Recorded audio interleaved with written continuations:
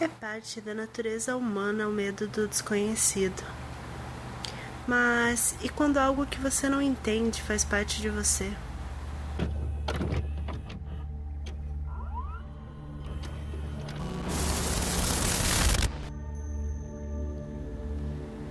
Eu sempre fui uma pessoa diferente, ou pelo menos era isso que insistiam em me dizer.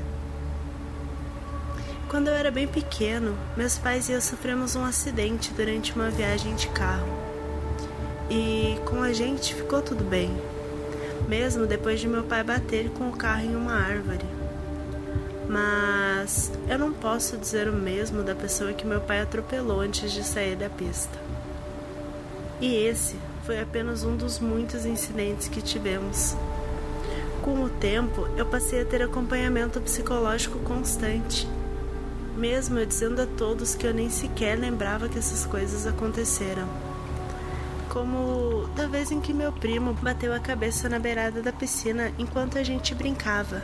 Ele acabou entrando em coma depois disso, mas eu tinha apenas uma vaga lembrança de estarmos brincando. Se meu psicólogo não falasse constantemente dessas coisas, eu nem saberia que elas aconteceram. Mesmo assim, eu precisava manter remédios e consultas, porque segundo os meus pais, isso me ajudava com crises de ansiedade, um certo pânico de estar no meio de muitas pessoas. O que os meus pais não entendiam era o fato de, na verdade, eu apenas não ver necessidade nenhuma disso. Tudo bem, talvez isso pudesse estar me causando alguns problemas, como ter demorado 2 anos a mais do que eu deveria para entrar na faculdade, e não ser exatamente uma pessoa com muitos amigos. Mas isso para mim parecia algo aceitável. Afinal, todos sempre me disseram que eu sou só uma pessoa diferente. Quando eu fui aceito na faculdade, decidi alugar um apartamento e sair da casa dos meus pais. Não que fosse ruim morar com eles, mas vamos dizer que a casa estava ficando pequena demais.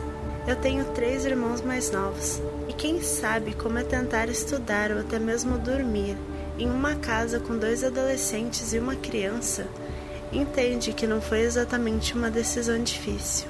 Sem meus pais me dizendo que eu não deveria parar com a terapia ou com os remédios, eu podia me livrar logo disso. Porque, para ser sincero, foram 10 anos de psicólogos, terapeutas, remédios e fora a pressão dos meus pais, que sempre foram super protetores. Em todo esse tempo, eu não vi nenhum avanço. Eu ainda sou só uma pessoa com alguns problemas para me comunicar. E talvez, sem ninguém tentando me dizer como eu me sinto, ou meus pais em cima de mim tentando me controlar, eu tivesse tido resultados bem melhores. Então eu escolhi meu novo apartamento, e logo as minhas coisas já estavam todas lá. Faltava apenas organizar algumas coisas, e eu só precisava falar com o meu psicólogo. Queria cancelar logo as próximas consultas, e acho que as coisas iam começar a melhorar. Sei que eu posso lidar sozinho com as coisas. Eu preciso aprender a lidar. Eu não quero mais ser a pessoa diferente. Eu não precisava de ninguém me analisando ou de remédios. Eu fui para a consulta, decidida a não voltar mais lá, mas depois de uma longa conversa, ele me disse que aceita o que eu digo e que entende que eu pense assim, mas pede que eu continue com alguns dos remédios. Diz que eu preciso entender que tem motivos para eu não ter sido liberado das consultas em todo esse tempo, que quando eu comecei, meu quadro era bem pior. Que mesmo que eu não acreditasse, não foi apenas um excesso de preocupação dos meus pais. E foi apenas depois de vários incidentes que meus pais aceitaram que eu precisava de ajuda. Ele diz que eles apenas não falam sobre isso comigo, mas que foram bem relutantes no início. Ele diz que na primeira consulta, o que ele ouviu dos meus pais sugeria que eu tinha surtos de agressividade e lapsos de memória relacionados a isso. Aparentemente, eu demonstrava total falta de empatia em alguns momentos, o que apavorava os meus pais.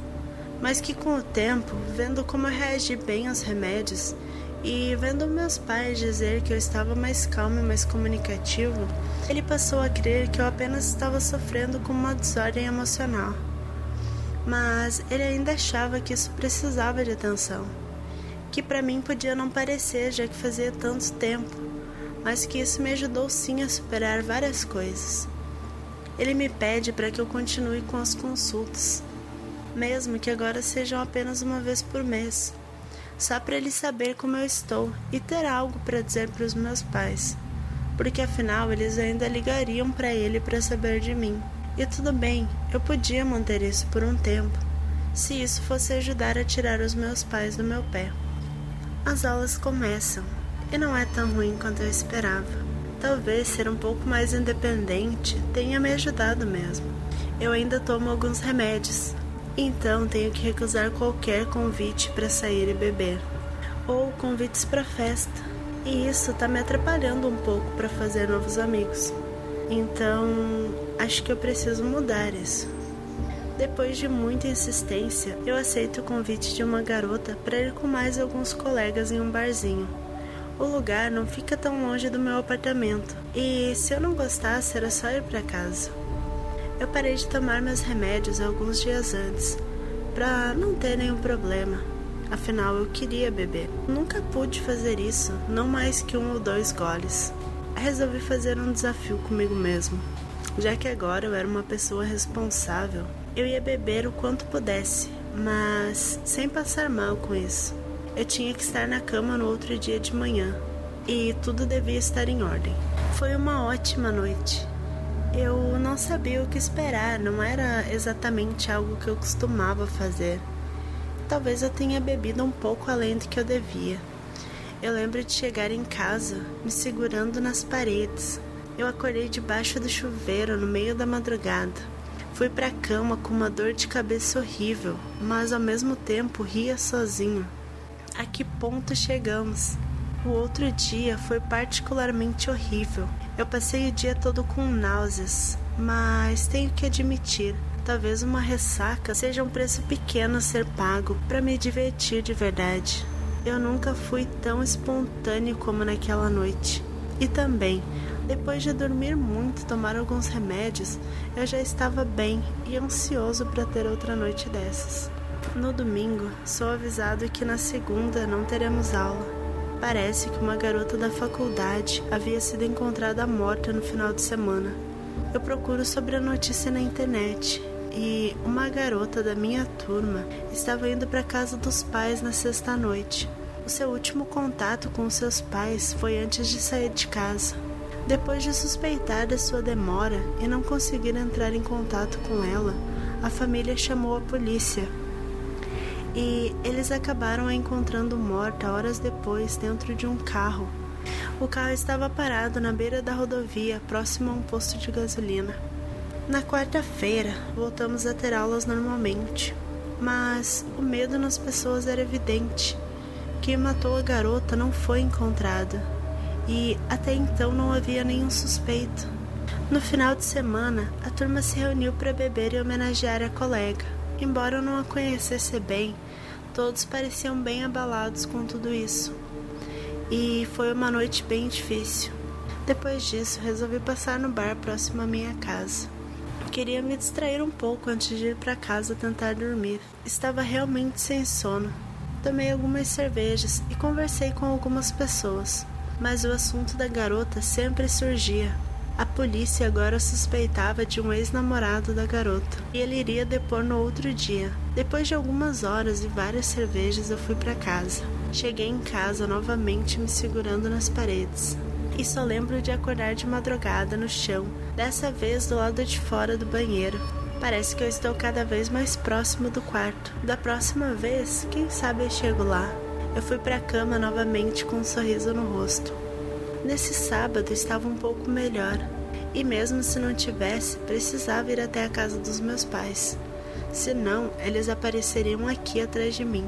Assim que eu passei pela porta, minha mãe correu para me abraçar. E não parecia apenas saudade. Ela parecia realmente preocupada. Não levei muito em consideração.